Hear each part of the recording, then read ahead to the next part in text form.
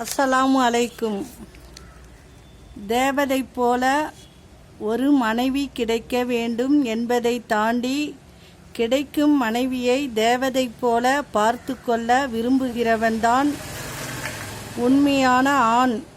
மனைவி என்பவள் உன்னில் ஒரு பாதி, உயிரில் ஒரு பாதி, உன் உடலில் ஒரு பாதி. அப்படிப்பட்ட மனைவியிடம் கொஞ்சம் ஈகோவை மறக்க பழகுங்கள். என்ன வாழ்க்கை இது என்று நினைப்பதை விட இந்த வாழ்க்கைக்கு என்னடா குறை என எண்ணி வாழுங்கள். வாழ்க்கையில் வெற்றியின் நிச்சயம். இமைகள் திறந்து நேசிப்பதை விட இதயம் திறந்து நேசித்து பாருங்கள். உயிர் பிரிந்தாலும் உறவுகள் நீடிக்கும்.